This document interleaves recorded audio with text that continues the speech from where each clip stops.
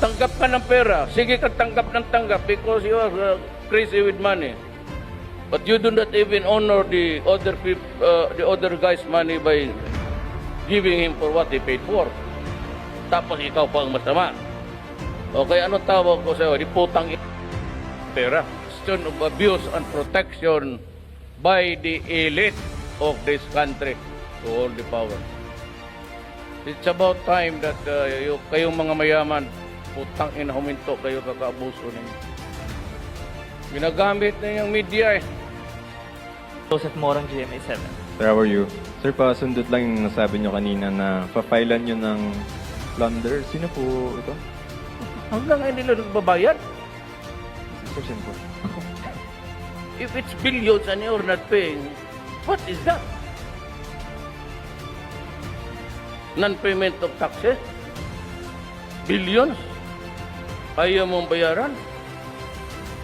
Kaya mabutit binatawa nila yung Maydong, talagang yayarain ko sila dyan ng plunder.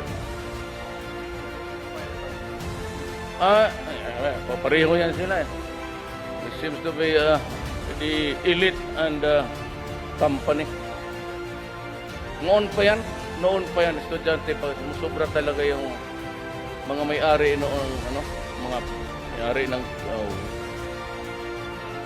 wine company, may-ari ng puro sila. Sino may mga ari niya? Mga may-ari ng marami. Sir, baka kasi malibel kami kung kami magpapangalan. Gusto mo pangalanan ko? Yes, sir. You wait. Okay. Pero tandaan mo, I want you to have a copy kung sino yung may may-ari ng mga itong PLDT, Globe, lahat. Itong mga malalaking kumpanya, mga department store, hindi nyo alam yan. And they have media access because they owned it. Ako lang ang nagputang ina sa kanila kasi sabi ko wala kayong makuha sa akin. May hindi ako sinali. Look, sabi ko, even if it is true or not, you got it illegally, you cannot use this as an evidence. Whether it is true or not, yung sabi billion. Whether I admit it, it is true, when it is not. Hindi nyo magamit yun because you stole it from the equipment of government. That is not allowed by law, and that can only be done by people who are running this country because they are backed up with money and the media to destroy it. Yung media can destroy you. But kaya sabi ko, ganunin ninyo ako, putang ina, bababuhin ko kayo. Kasi alam ko. Ngayon, kita mo kay Preto. Alam ba ninyo? Pero Pino, noon pa yan. Did you know na wala ng rental? Sila pa rin. But they were criticizing government people as if we are the billions. Sir, pasundot lang yung isa. Tama bang Hindi ako papayag ng gano'n. Bababuyan ko kayo ng babuyan. Putang ina ninyo. Mga litse kayo. Sir, tama bang perception po yung sinasabi ng iba na the media... Kayo, huwag kayo ma-insulto. Hanggang sweldo lang kayo. Yung ninyong alam kung saan. Sir, tama po ba yung perception na sinasabi ng ibang kritiko na if a media entity is very critical of you, you can and you will run after? Lahat yan. Especially ERAP. Meron pa doon si ERAP na dumapo yung langaw. Kuha ninyong picture, pinalaki ninyo. What kind of a son of God? What is the sense of fairness? Kung yung mukta ng may-ari ng ninyo, hindi nyo nakikita eh. Yung langaw, dumapo lang sa inyo, pinalaki pa ninyo. Yung mag-ganon na style. Kaya gusto ko silang makita minsan. I hope that I will meet them by accident. Mabuti yung nandiyan kayo. I'm not threatening you. But I would relish the moment kung makita ko yan sa harap-harapan. At sana nandiyan kayo para makita ninyo kung ano ang asta ng mga amo ninyo. Sir, just one last. What is your position or what do you think of critical reporting on your administration? Sanday ako dyan, Adre. Okay. Alam mo, ang kalabang ko noon, alam mo sino galing. Siya nag-umpisa na yung DDS niya. Every time sa Davao may mamatay, paski sa aksidente may magkuha ng picture and they compiled it. Alam ko yan, but I never filed a case against him. He filed a case several against me pagdating ng Supreme Court pagsak. Because hindi, yan mo, para matuto ang lahat ng Pilipino. Sino ba? Ay, hindi naman ako kasi hindi naman totoo. Ano, bakit magsakit ba ako? Look, I cannot run again. I won by a margin of 6 million. Ano pa bang hintayin ko? Why would I mind it? Critic there sa newspaper? Wala namang bumibili niya. Wala namang kikinig yan sa mga radyo. Kasi alam ng tao, hindi totoo eh. At saka ako, pag sinabi ko, gagawin ko. Pag sinabi ko ilan lang, korupsyon, o buto lahat, drugs, o sabi ko na, ubusin ko. Kayo naman ang puro file ng file itong mga... Sabi ko, I will deal with the enemies of the state. O ito, kita mo yung nangyari sa amin. Sila na ang pupunta. Wala. But I continue to talk with the MIMS because I do not want a war in Mindanao. Kung walang mangyari kasi dyan, puputok ang Mindanao. I'm telling you now, for the information of the public, if nothing happens there, if we cannot concede a certain concession, either territory or power over the resources, nauna sila sa Mindanao. Sila yung tao doon. Ikaw pagka-Kristiyanos ka, you are not from Mindanao. You are a descendant of a Christians who ventured to Mindanao a very long time ago. Yan ang totoo din. Anymore? Alright. Hi, sir. Good evening. Sir, I just want to be clear on your narrative that media entities in the country, especially those who are critical of you, are being controlled by their owners, the oligarchs who are out to get you. Just want to be clear on that, sir. No, hindi, I'm not critical, but it's yung mga, ito nga, ito. Sana, ayan, i-research mo nga mabuti kung saan mo nakuha, nag-intervene sa book.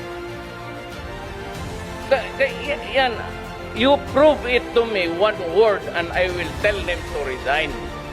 Pero for your information, mayaman to. They own the biggest printing press in Mindanao.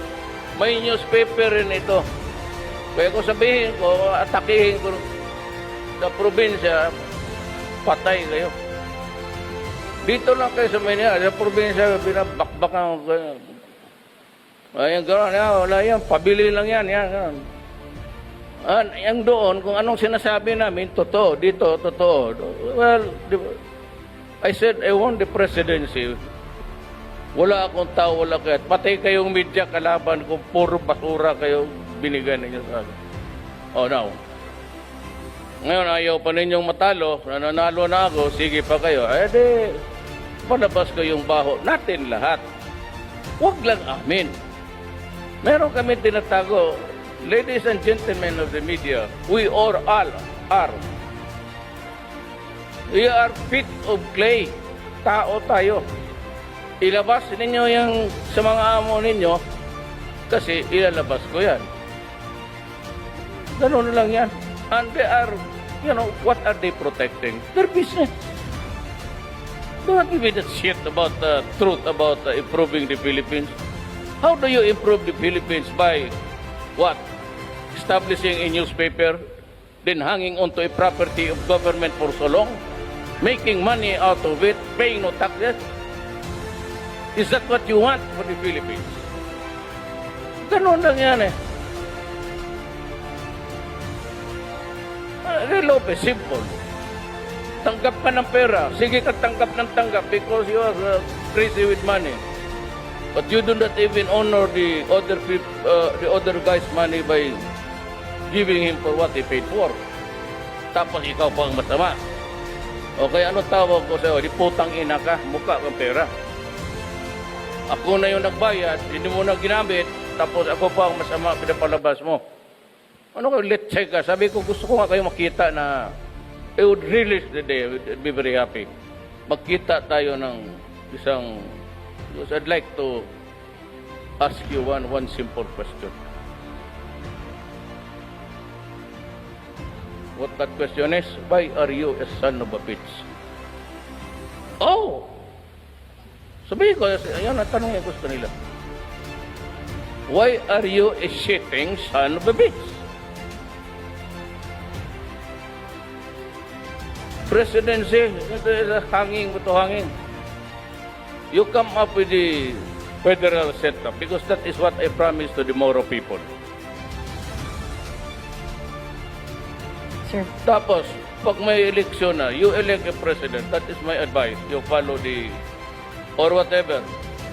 And you call an election, and I will step down.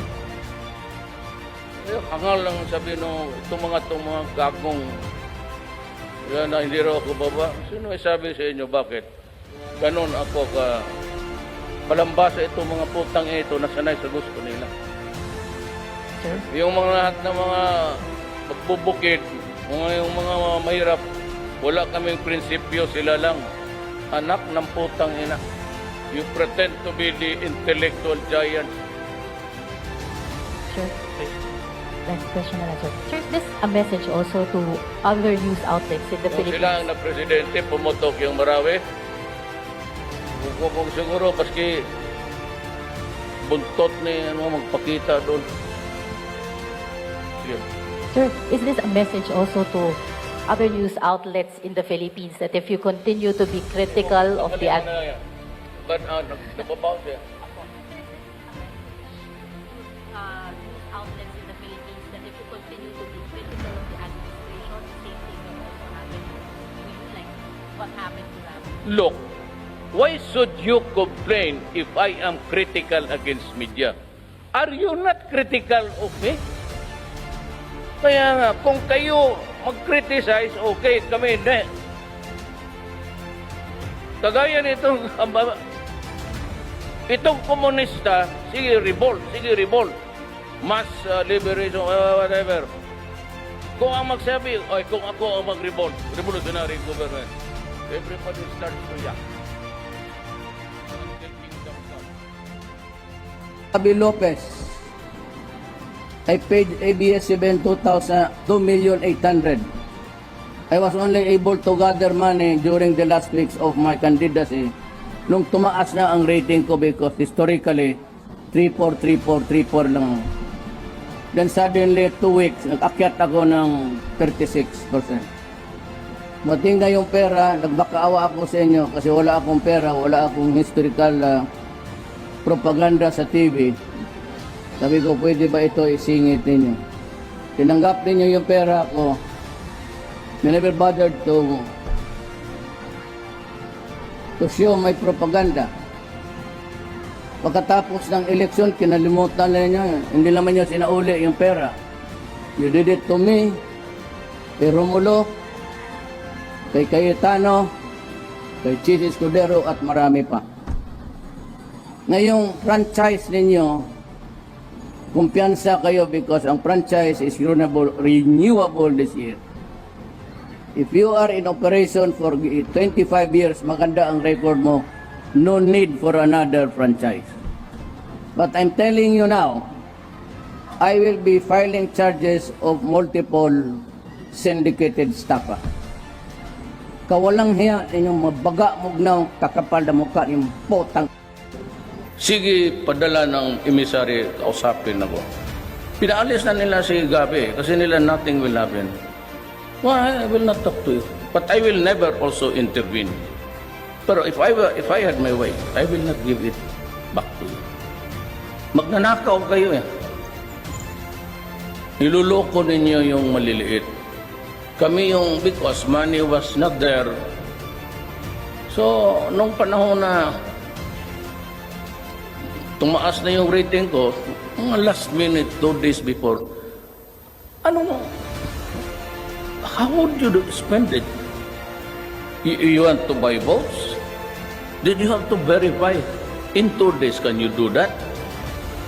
Kaya binayad ko na lang sana na baski for the first time may maglalabas yung mukha ko. Tinanggap yung 2 million kamput. Hindi lang man lumabas yun. Marami kami, most of the congressman. Kasi si hilang-hilang tangin ko mga ibisilo. Kaya, nationwide man yan. Ikaw, ABS-CBN, yun ang mouthpiece. Ang inyong franchise mag-end next year.